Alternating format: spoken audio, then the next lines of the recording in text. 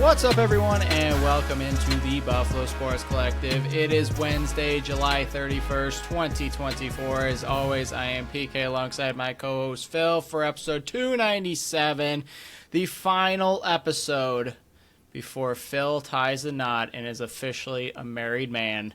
He's wearing his tuxedo shirt right now. Phil, I've gone through it already. How are you currently feeling the lead up to the wedding? I'm doing okay. Today was my last day of work, and that was very hectic. I tried to put about 2 weeks of work into 2 days, and last week I've gotten ahead for the people covering for me to have less for them to do. So I was really blitzing through a ton of work for 2 days, and now I'm officially off. So that helps, getting that past me and officially just being done with work for a week and a half. That feels fantastic. I think it might be one of my longer vacations in recent memory, and I was maxed out on vacation time, so glad to take some to start accruing it again. But now I can mentally start switching into wedding mode a little bit more. I think after this episode records and we're done with that, and after I get some rest tonight, tomorrow is going to be all wedding dedicated, and then just really starting to ramp up for the long weekend for us. We're headed there Thursday afternoon, so it's going to be a long few days, but we're good. We're getting it all together, and it's getting closer and closer, and more exciting, but more nerve-wracking at the same time. That there's a lot to get done, and it's finally here after a year-ish of planning. So happy that it's here, but there's a lot left to do. Yeah, speaking from somebody that's been through it, I understand the whole process leading up to it, and I'll give you the old cliche of it goes by real quick. The whole day, it seemed like it was slow, but the whole event just flew by. Try to soak in every possible moment you can, because it's going to be over before you know it, and then you're just a married man with a ring on your finger, and your hand weighs a little bit more than it normally did. And it does take a while to get used to it, Phil. I will say that it took me about a month to get used to, because I don't wear jewelry. I don't wear anything on my fingers, never have. The championship ring that's behind me, never put that on, never planned to, but it took me a good month or two to actually get it on. But I think it was also a problem because it was the wrong size. So all driving home and stuff like that, I would just pull it off with my finger, put it between, put it back on. I'm like, if I ever get in an accident, I'm dead, and there's not a ring on my finger, Brooke is gonna kill me anyways. But I had to go in and get it switched. So technically this is my second ring, but it definitely soak it in, because it goes by super, super quick. Yeah, even picking the ring out, it was very weird just to put one on. Even just looking at it on my finger, I'm like, I don't wear rings. I don't wear jewelry, like you said. It looked very weird, felt weird. So we'll see. We'll see how that goes. I have a job where I can't really wear a ring too often, but I do have. It came with one of the silicone ones to safely wear a ring-ish while working. So we'll see how that goes. That's fair. Well, Phil, I'll be up there Friday. I'm driving up your donuts. Very safe. I was one of the trusted souls that they bestowed this responsibility on me. I'm a nervous wreck. I don't know how you guys are dealing with trusting me with something, but don't worry, it'll get there safe. Don't worry, I got ideas. But we'll be up there Friday, and we're all very, very excited for Saturday, and can't wait to celebrate with you and Ashley. But if you want to give Phil and Ashley a congratulations, you can follow us on Facebook, Instagram, Threads, and TikTok, and let them know at Buffalo Sports Collective. Or if you're on X of Blue Sky at Buffalo Sports Co. there. You can also follow our channel wherever you listen to podcasts. Give them extra support by just listening to the show there. You can check out our website at buffalosportscollective.com, where you can give us a little bit extra quiche so we can send Phil and Ashley on a nice honeymoon. So you can support our store on our link tree on our social media sites. Click that little tab there. It'll take you right there. Or at the top of our website, hit that shop tab. It'll take you right there. You can represent the BSC on the go. And look for the time breakdowns in the description of the show. Phil, as a wedding gift, I am bestowing upon you the final off-season edition of Real Bill, Fake Bill, Training Camp Edition. Phil, there are 91 players on the Buffalo Bills roster. Oh. I actually had one that was just cut today. Shane Simon. Would you have known that was a Buffalo Bill? He was a linebacker. Yeah, see, that's it. He was cut on Tuesday, and he was on my list, so I had to find somebody else. But for anybody that doesn't know, I either name a Buffalo Bill or a fake Bill. And all Phil has to do is tell me if he is a real Bill that currently is one of the 91 players in training camp, or somebody that is just a regular Joe out there and that I researched and found, and I'm trying to trick him. But I got 9 names for you, Phil. If you get 5, you officially beat me, and I will give you something extra for your wedding gift. Are you ready for a real Bill, fake Bill, training camp edition for your wedding gift? The way you said that, it doesn't sound like it's going to be a good gift if I win, so I don't know if I want to win. It's going to be like a slap in the face or something. No physical violence, just mental warfare. That's good. Yeah, let's do it. I'm very scared. Is Josh Allen a name? He is not. There's not even any Joshes on here, so don't worry about it. But Phil, our first name, Kevin Jarvis. I'm going to say real. You got it. That is 1 point for Phil. He is a backup guard for the Buffalo Bills. The only reason I said real was because of Jarvis Landry. And I was like, well, that's a football player. That makes sense. It all adds up. Completely different names, but sure. That sounds real. Now, I want to preference this. In the past when we've done this, I've pulled, like when we did this leading up to the draft, that was our draft coverage. Those were Bills of past years. These are all current Buffalo Bills. Phil has to guess if it's a real Bill, fake Bill. Here we go. Nobody knows the bonus. Well, I mean, there's a lot of people that do. I'm not going to say nobody, but your average fan doesn't know the bonus 40 people they just throw in as camp bodies. That's fair. They might make the practice squad, though. Kevin Jarvis might actually make the 53. Phil? These are my boys. Willis Carrier. Immediately went to Will Carrier. Buffalo Sabres. See, now, if I don't know it all, I just go into what PK's mentality is. Does he do 2 Bills to start? Does he go 1-1? We're going to say real. He is a fake Bill, Phil. Gotcha. I had a feeling he was fake, too. Me. He was actually the inventor of the AC, so we should all be praising him a little bit more. In 1902 in actually Buffalo. He was born in Angola, and he's actually buried in Forest Lawn Cemetery in Buffalo. So homegrown man who created the thing that literally half the world is surviving on, because have you ever been to Texas without AC? Not a pleasant experience. But 1 for me, 1 for Phil. Moving on to number 3. Zach Davidson. Real. Dang it. He went real quick and he got it. 2-1. He is the tight end for the Buffalo Bills and is actually making a good name for himself in training camp right now. See, it would help if I paid a little bit more attention to training camp. There's too much going on right now in life.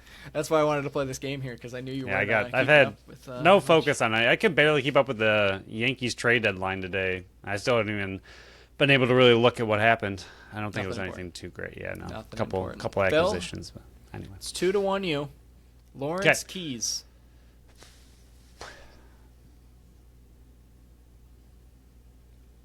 Real.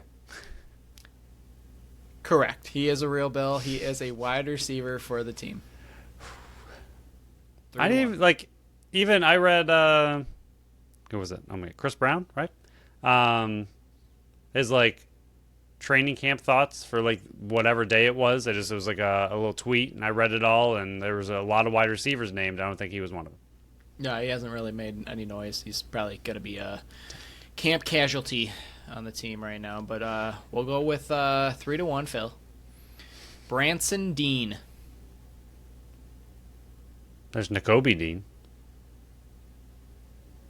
If it helps, this one's spelled D-E-E-N. Ooh, see, that's different. We're going to go fake. Got ya. He is a real Bill, the defensive tackle on the defensive line. Phil, I pulled within 1. It's 3-2 right now. It's nervous. Nerve-wracking. This is, let's It's a race to, I don't know. It's a race to some number now. Michael Higgins, Phil. Michael 5, I believe, is Higgins. the number you're looking for. Quick math there. Fake. He is fake. He is fake. He's the 9th president of Ireland. He's held office since 2011. They've only had 9 presidents? That's what the research told me. And he's been president for 13 years? Yeah. Ireland doesn't go through them as quickly. I guess not. I think it might be pronounced Mikel Higgins. It had a little dash over one of the letters, and I didn't know how to do that in Word, so I didn't add that. So, Phil, it's 4-2. Okay, here we go. I got, 3 chances to bring it home. 3 chances to get one more. Here we go. Pete Weber. I don't know why I just immediately try to equate it to other sports names I've heard before in my life. Like Mike Weber came to mind. It means nothing to the game and doesn't help in any way. But Pete Weber. Fake. Congratulations, Phil. You won. Fake Bill. Real Bill. And you were on the right line. He is a professional athlete. He is the best bowler of all time. He's got 37 career titles, 10 major championships, 6 PBA 50 titles. He's pretty good. He was best known for the one quote where he messed up and he was like Yoda. He goes, "You don't know me, I am me," or whatever it was that rolled on ESPN, the not top 10 for the longest time. Yeah, congratulations, Phil. You won this one, but we still got 2 names to go through. Okay. Let's see if I can get to 4 before you get to 7. Sebastian Stutner. I'm gonna say real. I like the name in general. I got you. This is it does not sound like a football player whatsoever. Yeah, I barely been able to pronounce his last name. Steudtner, and I want to put a little respect on his name because he is the record holder for surfing the biggest wave at 93 feet and 72 inches. Actually, I don't think that's 72 inches, just 93.72. So there you go. 93.72 feet. I can't even mentally fathom right now a 9-story wave. That's huge. He surfed it. Like if you fall, you're in a lot of trouble. You are in a bit of trouble, especially for people that can't swim like me. Well, you probably shouldn't be surfing. Yeah, I shouldn't be on the water whatsoever. Phil, here we go. Final one. Here we go. Can I get to 4? Jake Browning. Real. He is real. He is in a competition for the punter battle between him and Sam Martin. That name I actually knew. Yay. I mean, you talk about punters and kickers. I know those battles. Well, congratulations, Phil. 6-3. You took me down. I can't really get anything past you anymore with the real bill, fake bill. So congratulations, you earned a little bit extra for your wedding gift come Saturday. You'll have to see how producer Pat did and see if you beat him with this. So I'll have to test it and see if you took him down. Maybe he will listen to this on the way up to the Airbnb that we rented that we found out is like half a mile down the road from you. It's going to be a fun weekend for us. But it was also fun weekend for the man that got paid in Saberland. UPL, 5 years, 4.75 annual value. His arbitration date was actually July 29th, but they beat that and got a deal done. Phil, they still got $8.45 million left on cap space. They only have Krebs to sign, and this average annual value comes in at 21st amongst goalies in the league. Phil, what are your thoughts on the deal that UPL got signed with the Buffalo Sabres? First time I've done that in a while, but I think the biggest thing that stands out to me is the years. It's not the money, it's the years.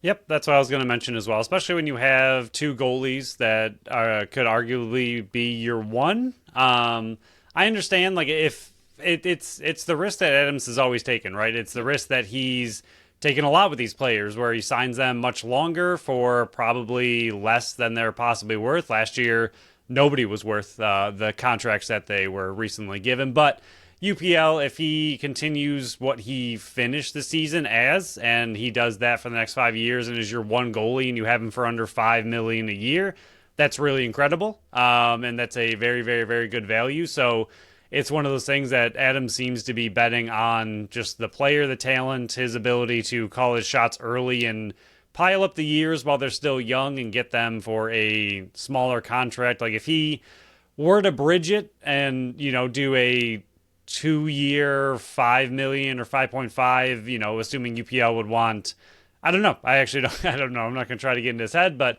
we'll say you wanted a little bit more for a smaller bridge deal. And if that was the case, and all of a sudden UPL is amazing 2 years down the line, and somehow Levi, which we don't fully know what he's going to be. I mean, yeah, we hope and expect him to do great things, but you don't know. Goalies are very unpredictable with how they're going to progress. So if Levi ends up flaming out for some reason, and 2 years down the line on a UPL bridge deal, he's playing out of his mind, and all of a sudden you got to pay him like one of the best goalies in the entire league on a long-term contract, then all of a sudden this bridge deal doesn't look very good. And you had mentioned, so I don't want to steal your thunder too much, but I thought it was a really good point that at his annual average value there, that I think he's young enough for sure that if he doesn't work out for the Sabres or Levi does end up being the better of the two, he's still a very valuable trade target.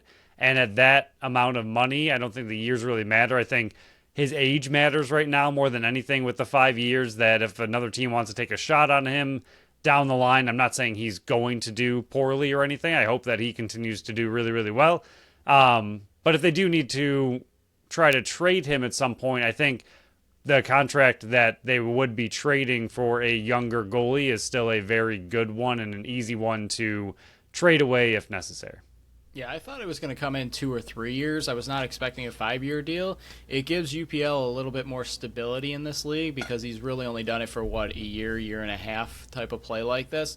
I mean, realistically, he's only had half a year of solid play. Right. Yeah, and you asked me last year all through the season, hey, when are we going to believe that this is actually UPL? And I said if he can continue this through January of this coming year, I'll believe that he's officially reached that point where, hey, yes, he's a 1A or just a 1 goalie.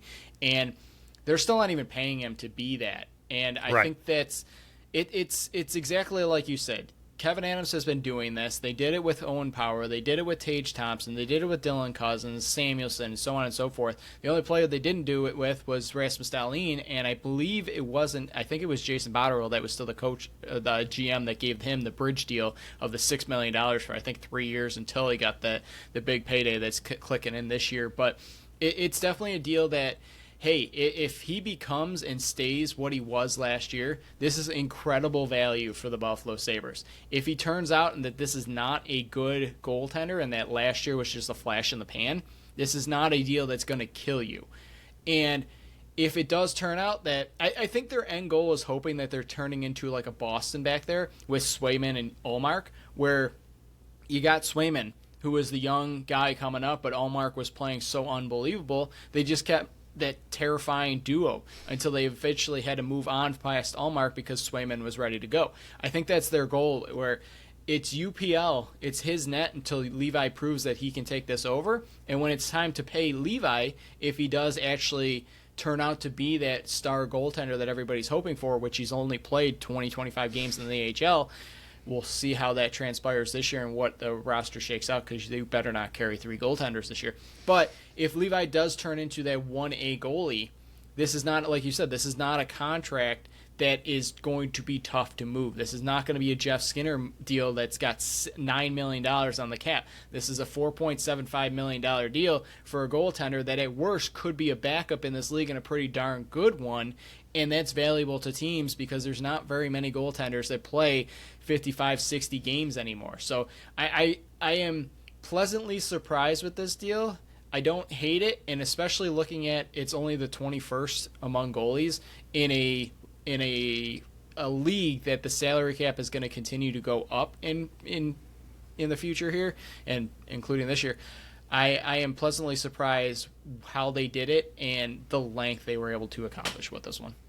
Yeah, I think there's 2 other good ways to look at it that you just mentioned. One, you possibly have a slightly expensive for sure, but not knowing what Levi is going to be. Like if UPL ends up being the backup, like you said, he's still really comparable, good, solid, young backup that if he ends up just not being the true number one, can't handle it for whatever reason, and he's a guy you got to throw in the net, you can throw him in there and he might, come up with a shutout that day, and he's really not that expensive for a backup goalie. I mean, more expensive than you'd probably like for a backup, but with Levi getting not much until he signs something more comparable, I think that'd still be good. But the other comparison, which I think you'd have to, I don't know, you have to make sure the Sabres choose wisely and pick the right one. But I think the best case scenario is the Boston comparison, where even with Allmark on his way out, he just made a huge amount in that trade for Boston. Like Boston got a ton in return for Allmark, which makes sense because he's a, really, really good top goalie in the league. So if that happens with the Sabres where they, Levi takes over for whatever reason, but UPL is still a very good goalie that can be traded for a lot in return, that's also your probably best case scenario, that you invested so much time and effort into these two goalies that you're able to get something back in return no matter what, rather than one of them kind of like crashing out and just not being as good. But no matter what, I think with the way the contract was structured, it's really good for the Sabres no matter how it ends up turning out, whether he's amazing, whether he's the future backup or he gets traded. Like, all options are on the table with that kind of contract. Yeah, and this pretty much might be one of the final moves Buffalo does, and it's going to be a very quiet, I'm envisioning going to be a very quiet August leading up to training camp in September, with only one RFA remaining with Peyton Krebs, and who knows what his role on this team is going to end up being, if he is even still part of this franchise come September and October. So this might be one of the last big news breaks that the Buffalo Sabres have up until training camp opening up in September. I know they just did the Prospect Challenge. I'll be going to the one on the 13th, I think it is, the day before Tough Mudder. So it's excitement is slowly rebuilding, and Phil, I'm ready to be hurt once again. But we'll move on to the Mad Matty Minute. Once again, every Wednesday until we get word on Mad Vince and his plans, I will be offering my services to entice Mad Vince to return for the attempt at the three-peat. Mad Vince, I'm running out of space here. This section is getting longer and longer on the show docs, so we gotta just send me a text or something, DM. I'll let you know what my number is so you can actually text me. But here we go. So far, cleaning up after his animals, returning his packages, getting him food. I'm his water boy. I'm his charger boy. I'm his light guy. I'm his insult fan. And I am his gardener. This week, Phil, I'm going to be a spammer Sam. And have you ever gotten those annoying spam calls, or even if they still exist, the telemarketers? I will handle them. I actually love doing these type of things. My goal is to keep them on the phone for as long as possible until they keep passing me on to the higher ups, the next level, their bosses. I'm going to go to the executive of the spam company, the scammers out there. And Phil, at the very end, all I say is, I'm just messing with you, because it takes time. If they're spending time on me when I'm driving around trying to get home from work, or I'm just driving out doing errands and a random phone number calls and it's a scammer, it's a spam, it's a telemarketer, my goal is to keep them on my line as long as possible, because I know if they're dealing with me, they're not trying to scam other people that are more vulnerable out there. I'm doing a good service. Mad Vince, I will be your spammer Sam. Now, I have a big question for you with this. I'm ready. Does this also include what you're really good at and also love, which is talking contracts down when your internet contract is up after 2 years and they want to jack your price up, and you're like, no, I'll leave. And then PK gets the introductory price or the same price that he's been paying for the last 17 years because he fights it real hard and he loves to do so. Does that count as a part of this, or is that a separate guy? That's separate. That's a I future didn't really future say protection. that because now Mad Vince might want that on the contract, and now I gotta. But yeah, that's where I perfected these type of things. And speaking of that, I just called on Friday and got my phone bill lowered by $10. There it is. Yeah, that's what I do. I don't yell. I don't belittle anybody. You're not rude about it. Yeah, I just speak like I'm. You're very friendly. Right now, yeah. I know they have jobs. I know it's not their fault that the prices are going up, but I'm talking to you, and you're going to be the one that makes my day and lowers my price. And I'll be the nice guy on the other end of the phone that somehow swindled you. Yeah, don't call me. I'm not providing my services to anybody else but Matt Vince. So kick rocks. But yeah, I'll be your spammer Sam Phil, or I'll be your spammer Sam Matt Vince. Phil, there you go. You gave me an idea for next week's. You're welcome. I'm assuming I'm going to have to do it again. But before we dive into our final segment that's going to take up the back half of our show, let's dive into the sponsor read for Tap That Tap Room. Tap That Tap Room is at 363 Delaware Street in Tonawanda, New York. They are Buffalo's first women-owned self-pour bar. I don't think we've gone over this in a little while, and we've gotten some new listeners. So what a self-pour bar is, there's only a few in Buffalo. You go there, you charge up your card, and you go to the consistently rotating taps, of which they have 30.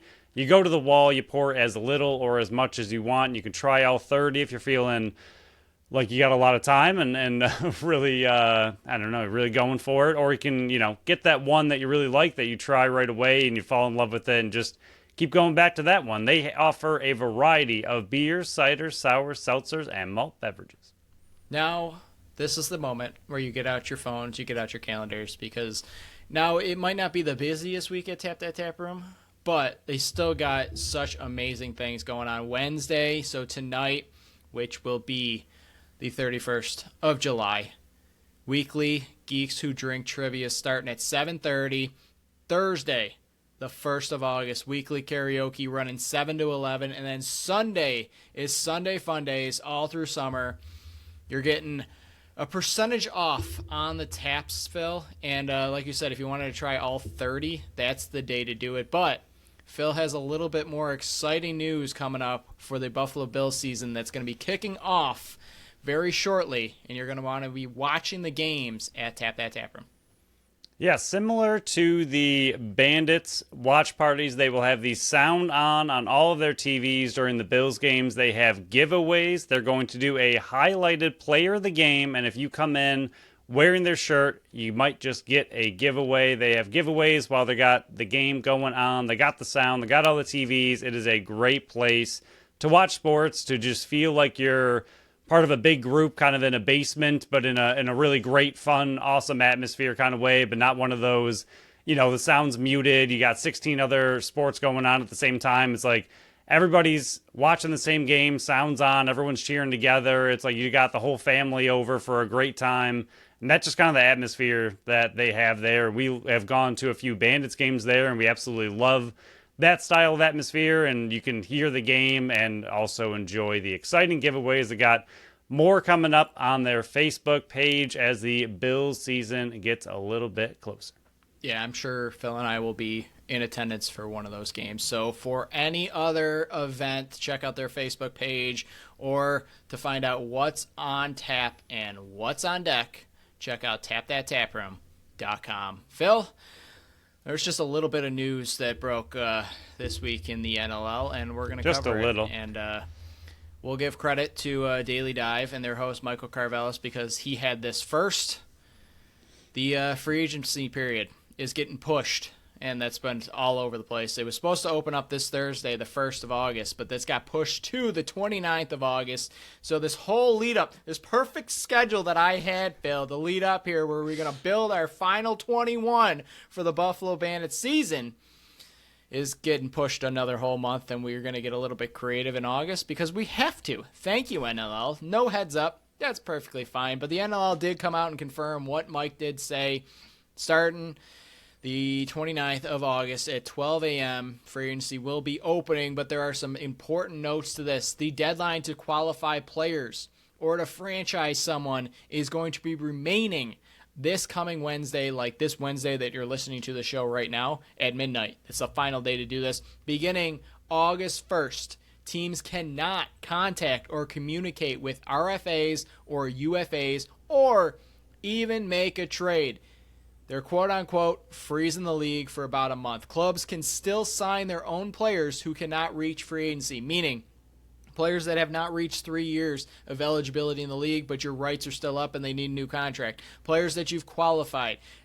Free agency and trades are going to be opening back up on August 29th at 12 a.m. Phil, What is your thoughts on this? There's rumors out there of the possible reason why, and that's Panther City's up for sale. Folding still an option.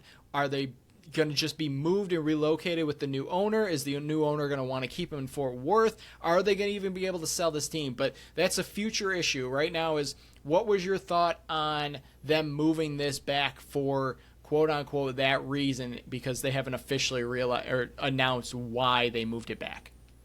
I mean, I have to imagine that would be the reason, because like, what other reason would you freeze the entire league other than the fact that one of the teams in that league might be under completely different ownership? I think, the might moves that the players want to know, hey, am I going to sign in Texas, or am I going to end up in Edmonton? Right. And also that the whole entire new ownership group might have a different idea of what they want to do with the team, that, you can't just have this team try signing players for the next month and then sell them, and then that new ownership group just kind of gets stuck with whatever they were doing. And if this team really does want to move on and they want to sell it, then they might not have too much interest in even dealing with the free agency whole kind of idea. So it's depressing in a way, because you don't want to see a professional league like this have to do something like this, especially due to the possibility of a team folding or selling. It's just not something you want to see. I mean, it's been always one of the biggest issues in the NLL is stability between teams. And I was looking at a article. I wanted to find out what teams recently have relocated, kind of things like that. And Adam Levy did a article for Inside Lacrosse this last March, kind of explaining a little bit about this. And it was obviously before any of this went down. But the Bandits, the original Wings, and the original Nighthawks, for the league's first 20 years, were the only 3 teams to make it 10 years or more in the same city under the same name. Since 2018, the team has gone from 9 to 15 teams, which sounds great. They've come close to doubling in size in 2018. But in that same time, the Stealth have moved a little bit further down in Vancouver. Now they're the Warriors. The original Nighthawks went to Halifax from Rochester. The Black Wolves went from Connecticut to Albany. And the Riptide went from New York to Ottawa. So in that same time, yes, these teams aren't folding, but there's a lot of movement within these teams. It's tough, right? It's tough for the NLL, and it's just unfortunate to see. And I don't know, I hope that they kind of move, if this is what they want. I hope they are able to be sold and move to a hopefully a little bit better market. But it's still it's a bad situation in my eyes for the NLL. It just doesn't look good that your free agency date has to get moved back a month because you're possibly selling a team again. And it's just again, on the same offseason that the Riptide are moving from New York to Ottawa. It's just, there's so much movement of teams. And it's just, the stability of the NLL is just a little bit more in question than I think we would like it to be. Yeah, and I got 2 points on this one. The one is what you were talking about, and it's so tough to build a fan base when teams are relocating so much. New York was only there for 3 or 4 years, and I understand the move they made, and I'm actually a big fan of them going to Ottawa and being under the umbrella of the Ottawa Senators. I think that's going to be having a parent company like that is so good for the NLL. Similar to the Bandits, They're under the umbrella of the Pagulas, where, yes, we make fun of the Pagulas all the time. Do they even know that the Buffalo Bandits exist? But they're under the umbrella of the Bills, under the Sabres, and so on and so forth. That's how you build stability. But it's just so tough to build a fan base in those cities, because you never know. Hey, like Fort Worth, they were averaging 3,000-4,000 fans, which isn't great, but the fans that were there were diehards. We saw, I can't even remember the podcast down in Prowl the City, something like that Panther City has down in Fort Worth. They have dedicated fans down there, and they're at risk of losing their team. There's no other sports in that area. They just might be gone. So trying to build that fan base up in those tough times that had to deal with the stoppage with COVID and then a whole missed year and so on and so forth, it's just tough to build up that fan base there, and it stinks having teams move. But hopefully they can find a buyer, and hopefully they can move it to a city that has a richer history. And we were just throwing out ideas, maybe Seattle. They can partner up with the Kraken, and that seems like it would be a good fit there.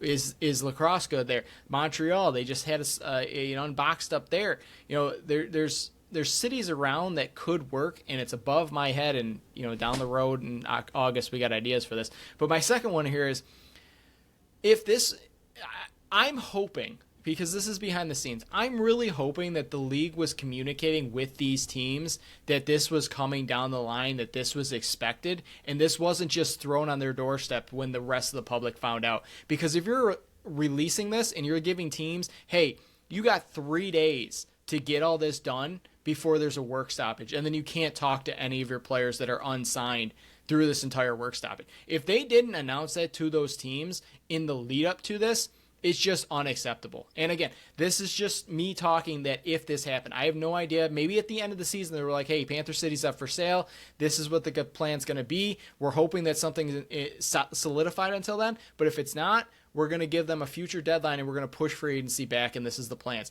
But if there is no communication, that's so unacceptable for a team, for a league that is trying to move on to be that next major league. Like that's just it's short-sighted if this is it. And to back on this, the lack of transparency and the lack of communication from the league to its fan base that you rely upon to run your league.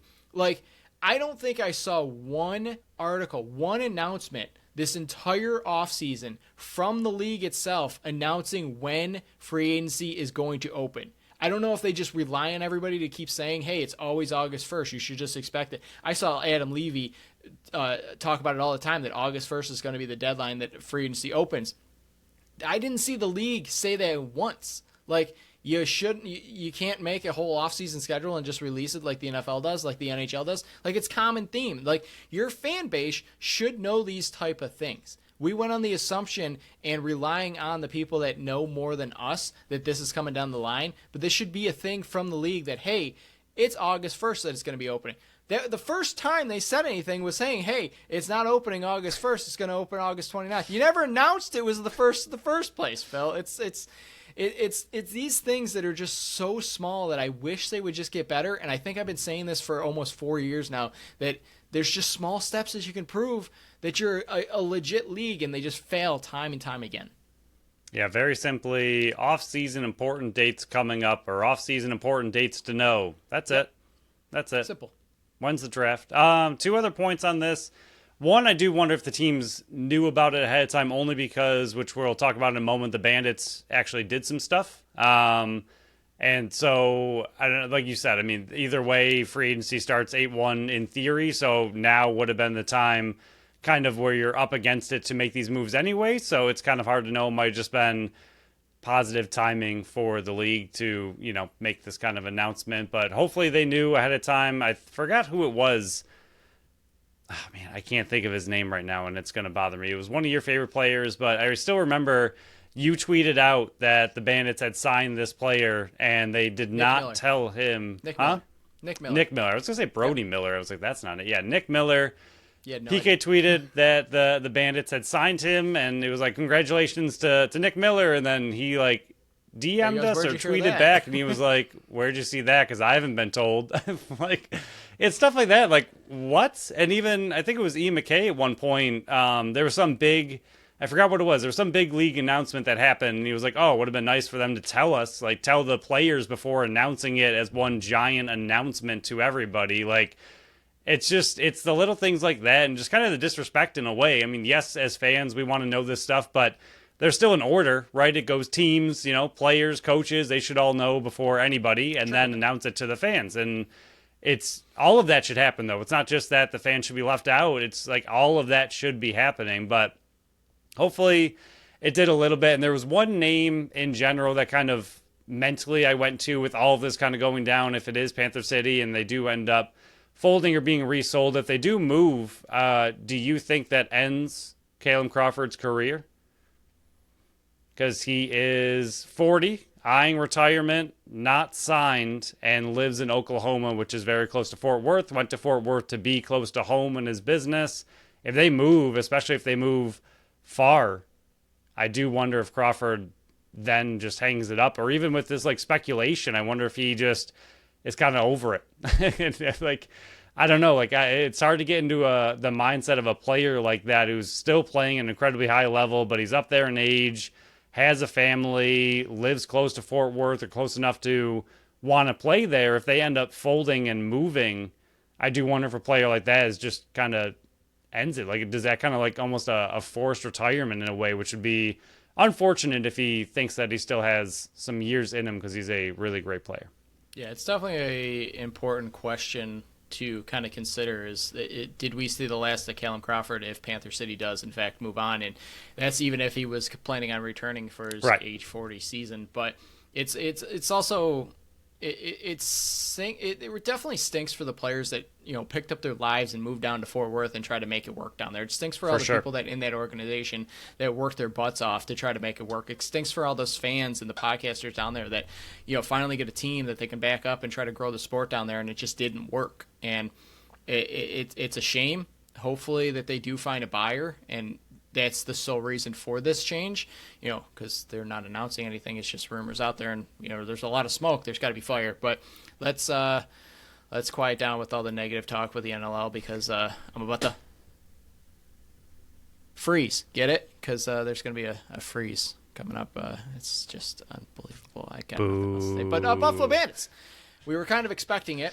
And I've said it all the time. They usually like to make moves on Friday, and for some reason they stopped doing it on Friday. They made moves on Thursday and Saturday. They kind of said, "Ha, we heard you. Guess what? We're not making any deals on Friday. We'll do it a day early and a day late. Ha ha." But Thursday they made qualifying plus offers to Chase Frazier, Chris Cloutier, and Justin Martin.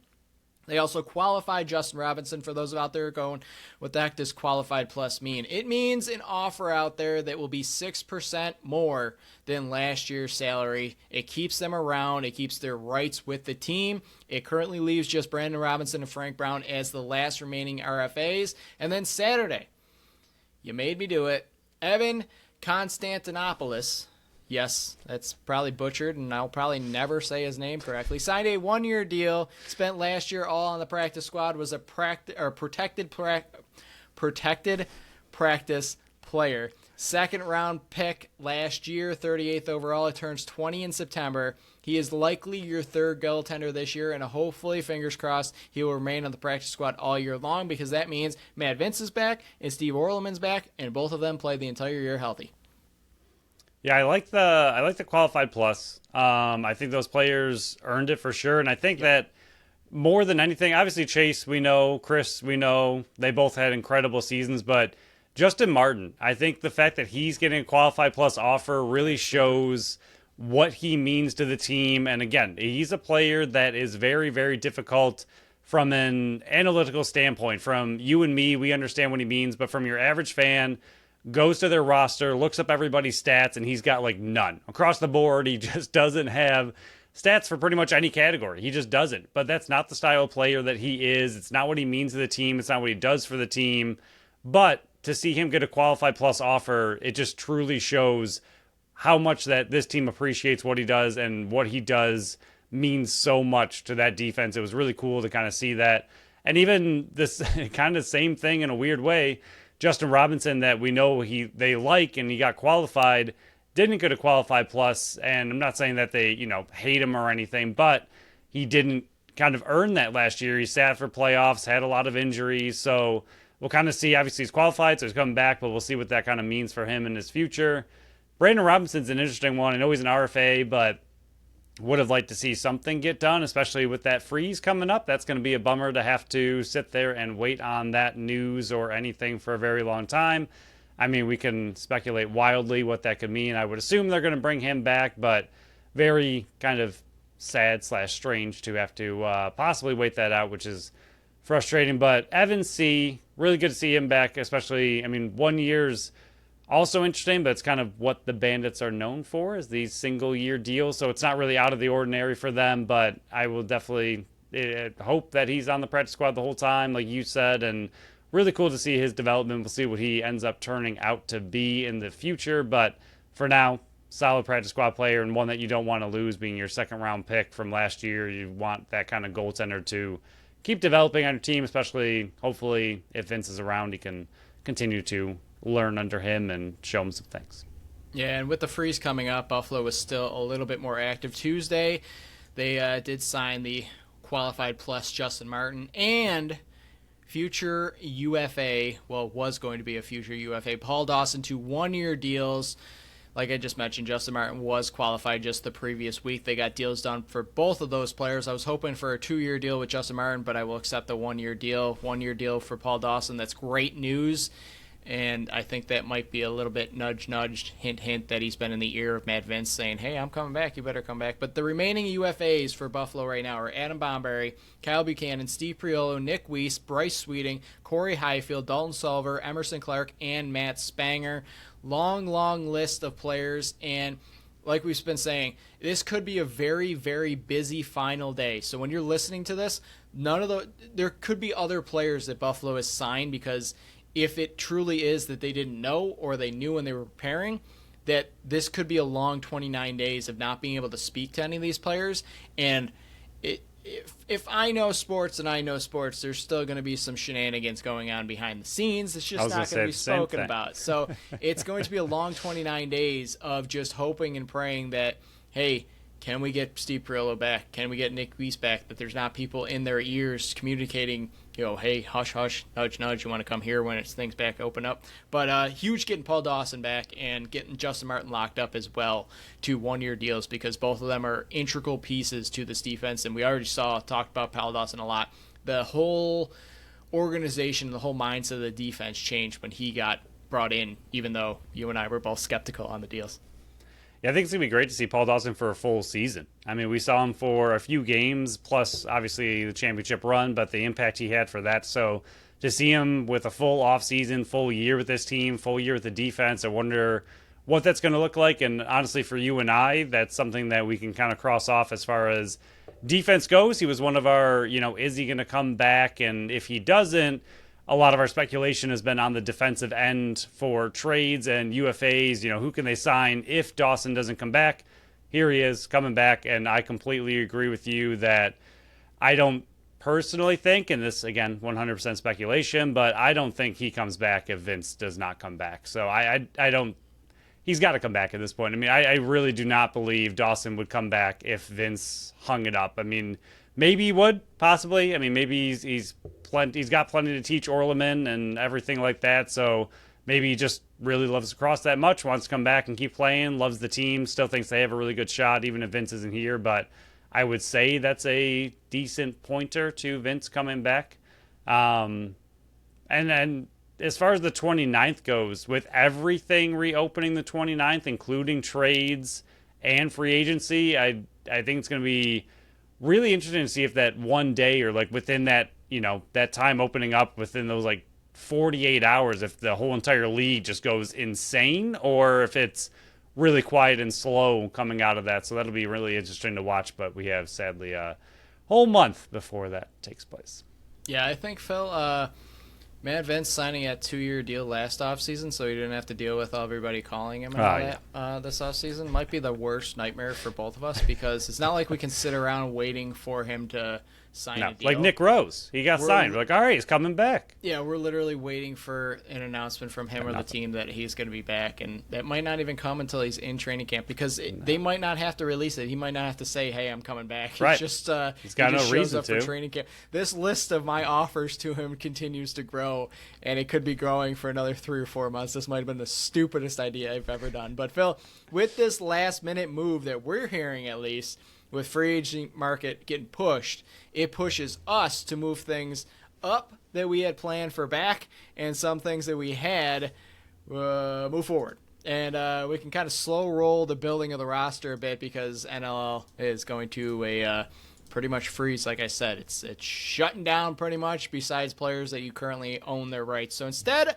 of us being GMs for the day, well, I should say, instead, we are going to be GMs for just today, because, like I said, everything kicks off and freezes on Thursday. So, Phil, let's make some deals.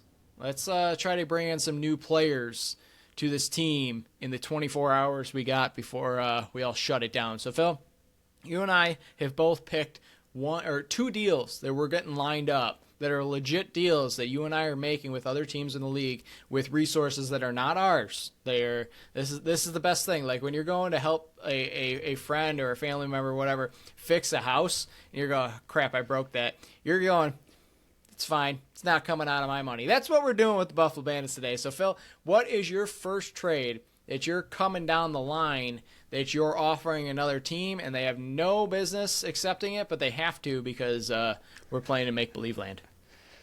Yeah, my first one, and I do wish I had a little bit more time to think all this out, but life has been pretty crazy, and it's going a lot. This was not scheduled today. This was not what we were planning on doing for today's show.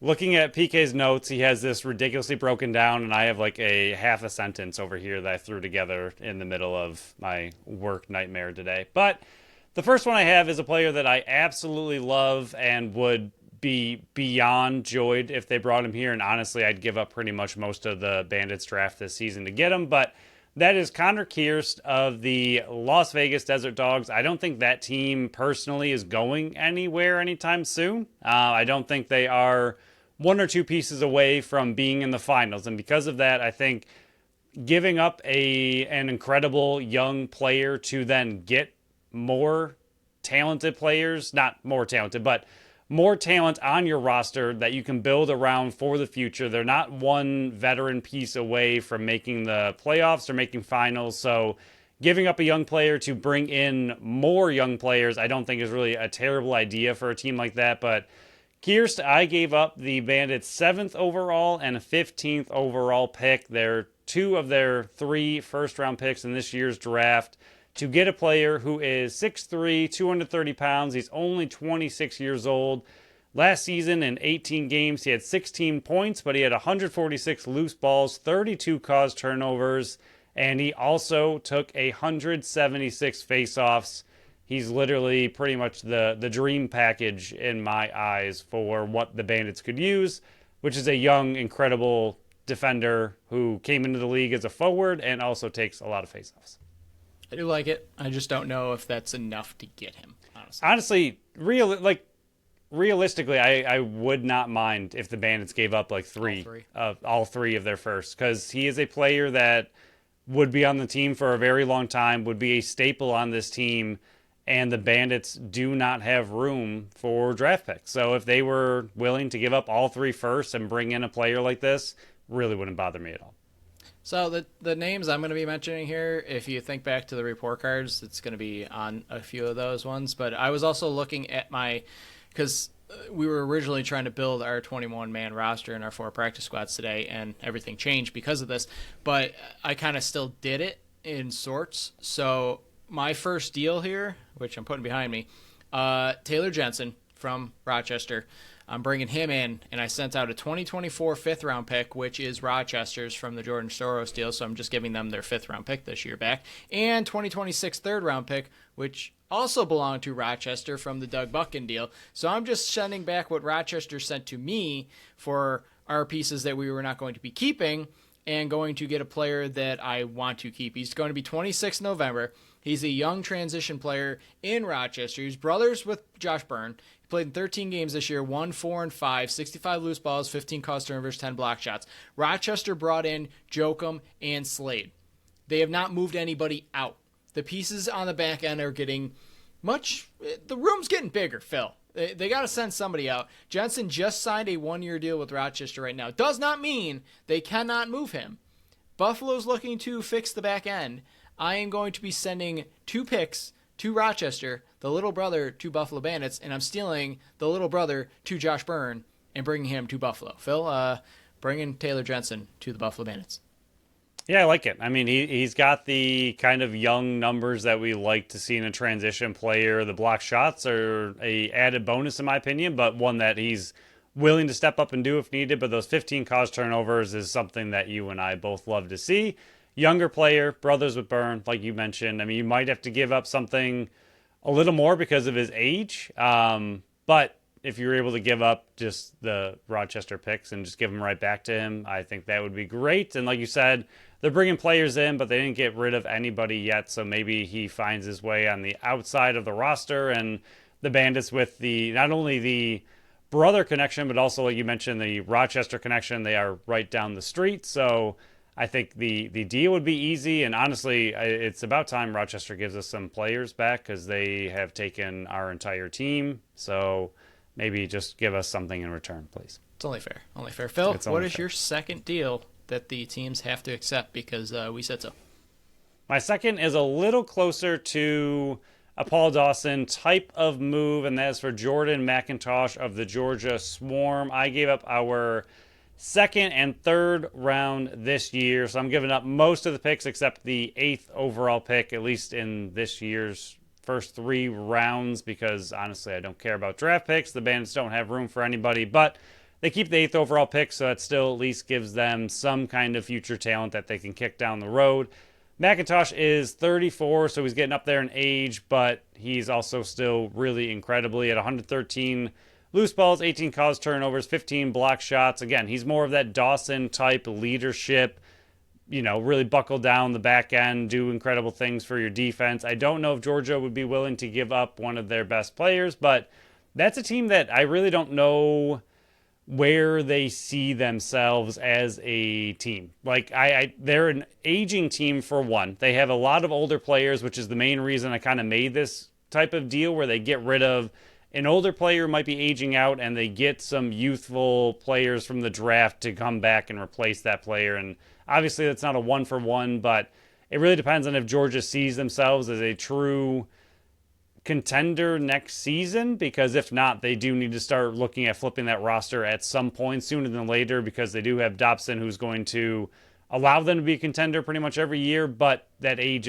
roster is getting fairly old. They are one of the older teams, I think, in the league, so shipping an older guy out to bring in some youthful players, I think, might be something they'd be willing to do. And he also adds 7 goals and 19 assists for 26 points, so he does have the added offensive bonus as well. For those of you that have listened to the show for 1, 2, or 3 years, I've tried to get Jordan McIntosh on this team when he was a free agent. And last year, after he signed a deal, I tried to get him back to Buffalo with a trade. And I've given up hope. I don't think it's ever going to happen. So if it's going to happen, it's going to happen when I give up hope. So that's fully expecting to happen. I think it's a deal that could happen. The only issue I have is they were the 5th seed this year. He's the captain of their team, so it might be more difficult to move him. But that might be a more in-season deal where if they're struggling, it could be a Paul Dawson deal where they're looking to ship him out and try to get him to a title contender. So I could see that happening mid-season more than off-season, but I think that the value there that you put on it is the correct value to get a guy like a Jordan McIntosh. For me, second one, another guy that I've talked about for a while now.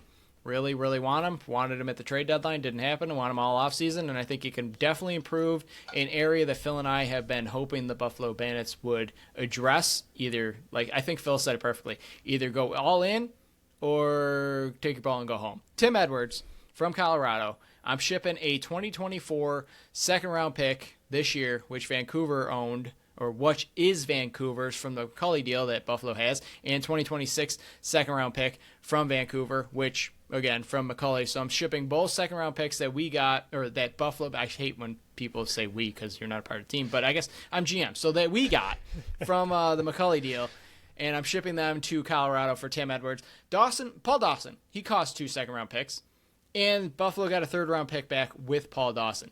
Tim Edwards is younger. He can also take faceoffs. It's going to cost a little bit more. Colorado, what's Ryan Lee going to be? Who knows? Zed Williams is a year older. Robert Hope's a year older. Dylan Ward's a year older. Do they really want to be carrying around a 32-year-old Tim Edwards? Buffalo will. He has 1 year left on his deal before he's a UFA and can reject the franchise tag. In my roster build, I left Connor Farrell off. There's a reason for that. I'm looking for a guy that can fill that role and also be a defender. And I think Tim Edwards is that perfect player. He's the exact player that I want. Mike Messenger was, and then Saskatchewan were bums and franchise tagged him. I understand that, but they're still bums. 18 games played last year, 4, 6, and 10, 98 loose balls, 14 caused turnovers, 8 block shots, and he had a 52% face-off win percentage in the dot, taking 453. He's the pinpoint exact type of player that I want on the Buffalo Bandits if they're truly committed to being competitive at the faceoff dot. I want a guy that can win faceoffs in the crucial times and also fill that role, and he's not just a Fogo. That would be my dream scenario between bringing in a Taylor Jensen and a Tim Edwards between the two, and that is almost completing my full 21-man roster, even though we're not doing that right now.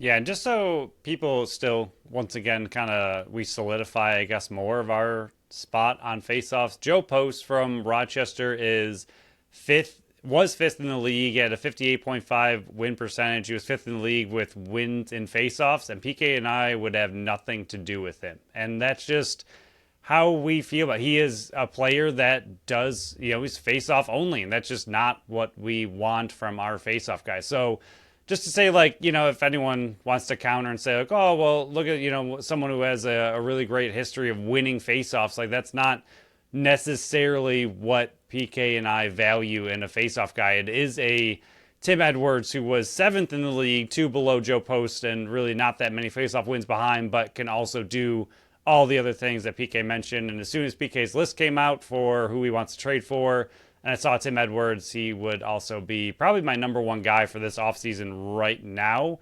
I think he would be again, we've talked about this probably to death, but I think that is one area a championship team like the Bandits can truly make a big impact in one player. If there's one player, one position on this team that can make a big impact to the Bandits as a championship roster that really doesn't need much, I think it's a face-off guy who can do more than just face-offs. And in one swing, like a Tim Edwards, that's what you'd be getting. And I think, to me, no matter what we do with these trades, as much as I would love a player like Kierst, who is a little bit more unrealistic, unless you're giving up 3 firsts, which go for it in my opinion. But I think Tim Edwards could be realistic for all the reasons you mentioned. Colorado already sold off a lot of players at the deadline last year, so they're already kind of signaling they're ready for a rebuild a little bit.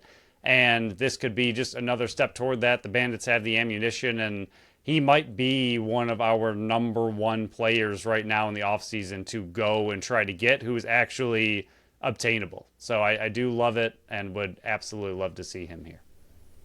Thank you. You're welcome. I decided to get a little crazy here, and I'm going to give full credit to Dave Buchanan, who gave me this idea last week. So this fun idea goes out to you, Dave. Thank you for this. I got a little crazy here, Phil. I want to see Christian Del Bianco get traded, and no, he's not coming to Buffalo. I already explained that all last week. I built in a three-team trade here, and it gets a little crazy, and I'm only doing this because, again, Dave gave me the idea of getting Buffalo involved to try to improve their draft pick situation where they have too many. And I've already shipped out 4 draft picks, either now or in the future, and I'm shipping out another one. And for those of you who care about draft picks, they have so many, and I'm going to go over them in a second. This 3-team trade involves 3 teams: Buffalo, Calgary, and Vancouver. Buffalo's going to send out Justin Robinson. We're going to send out the fifth overall pick in the 2024 draft. We're sending both of those to Calgary. Calgary's going to send Christian Del Bianco to Vancouver. Vancouver is going to send Connor O'Toole, the 18th overall pick last year. He's the young, promising goaltender out there. Peyton Cormier, left forward, the 4th overall pick last year, and Brock Haley, a right forward, 7th pick last year, and a future first-round pick to Calgary. Yes, that's a lot, but guess what? Christian Del Bianco is one of the best players in the entire league, and he's only 27. These type of players do not come on the market very often. And you're thinking, Buffalo, what are you getting? Calgary's going to send Eli Salama to Buffalo to fortify that back end and to replace the Justin Robinson.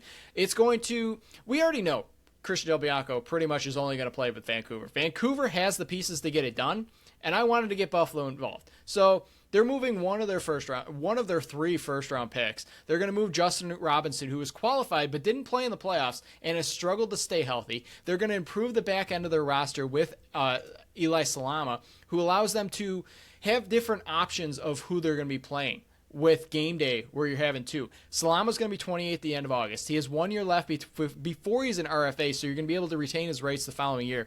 2023, so 2 seasons ago. 3, 5, and 8, 116 loose balls, 38 caused turnovers, 15 block shots. He also took 110 faceoffs. Last year, 13 games played, so he was hurt a little bit. 2, 8, and 10, 59 loose balls, 18 caused turnovers, 10 block shots, and took 109 faceoffs. So with these deals, if you're just talking about the 2, I sent out 2 seconds, a third, a fifth, and I brought in Taylor Jensen. But if you involve this 3-team trade, I sent out the 15th overall pick, 2 seconds, a third, a fifth, and Justin Robinson. And I brought in Eli Salama, Tim Edwards, and Taylor Jensen. Phil, and for everybody that's thinking I sent out too many draft picks, with these 3 trades that I made, they still have the 7th and 8th overall pick. They have New York's 3rd. They have their 4th, 5th, and 6th that they own, and they have Toronto's 6th round picks. So they still have 7 picks in this coming draft. They still have 5 picks in 2025, 5 picks in 2026, and 7 picks in 2027. So I didn't cook the future to benefit the present. I protected the future and improved the present. Phil, we're going for back-to-back-to-back with these 3 trades. Buffalo send in the cards, get it done. We're winning another championship. Have you faxed Dietrich yet about these proposals? I faxed this the moment I thought of this idea. Did you fax? And I involve Calgary and I involve Vancouver as well. They're all on board. Did you fax all 3 GMs? It's getting done before the freeze, boys. Yeah. It's getting done. All right, listen, I know I'm just a fan, but I got an idea. What do you guys think? Talks amongst yourselves, but when I see it released tomorrow, you're welcome. Just give me a little credit. That's all I'm asking for. A little bit. Honorary GM for the day. That's all I'm looking for. Don't let me do anything, but I just want the title for a day and a little bit of credit on this deal. No money, just credit. Right. I do like it. I like everything you did. I'm really, I don't know. Maybe it's because the NHL draft happened recently. I'm just over draft picks because I hate the NHL draft and all the draft picks, especially for the Sabres.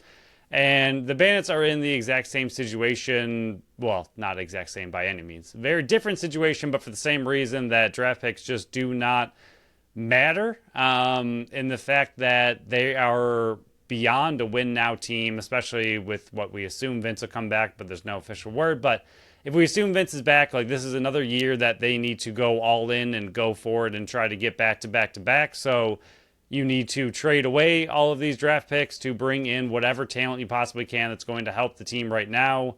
Having draft picks of players that are either going back to school or, I don't know, just might not make the impact you want this year. I mean, a lot of people could point to Weyers and Belter, who made pretty big impacts in the second half of the season. They were first-round draft picks, 2 years ago? Last year? Yep. 2 years? So, right. So that's the thing. Like, it's a comparison-ish. 2022. That's what I thought. Yeah, so it still took them a little bit of time before they made the team and then made an impact. So I don't know.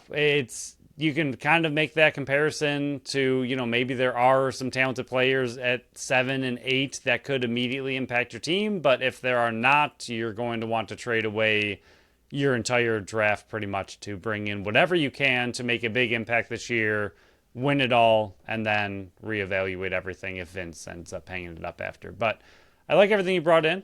I like what you did, and it would be Tim Edwards to me is still. I think he's possible, and I don't want to get my hopes up, but I would love to see him in Buffalo. Maybe Paul Dawson can call him up a little bit. Be like, hey, talk to your GM. Get over to Buffalo. It's a good place.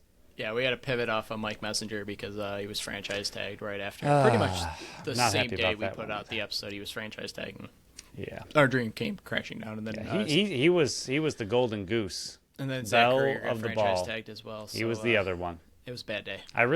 These former Rush players are killing me, and one active Rush player. But that wraps up the trades that are going to happen, because we said they're going to happen, and they will happen today before the freeze happens. But, Phil, is there anything else with this episode before we shut it down, get ready to make you a married man? Are we shutting it down like the NLL? We're shutting it down for a month. You won't hear from us until the 29th. Yeah, we are going to have to get creative. That's going to be interesting, but we'll make it work. The Bills are ramping up. The Sabres are around, I guess. But no, I'm excited for a BSC wedding weekend. We'll let everyone know how it went next episode. So on our next episode, we will be breaking down some more camp news for the Buffalo Bills because we'll finally be able to dedicate a bit of time to them. The Buffalo Sabres, we'll see if we can slide them in anywhere. And then we'll get a little bit creative because we got 4 shows, I believe, that we got to cover before we can start talking about unfreezing the freeze that the NL did to us. But that will be a fun... We love when we can get creative, and we'll be starting to get creative starting in August, which is literally on Thursday, because we're going to have to freeze. But congratulations once again to Phil and Ashley getting married.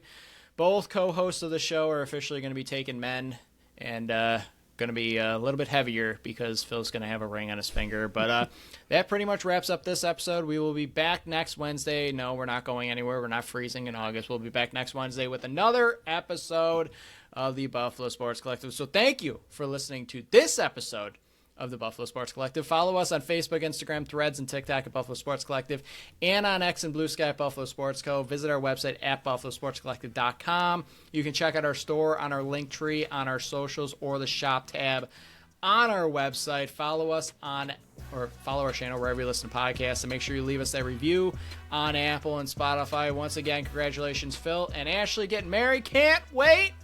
And until next time, bye-bye.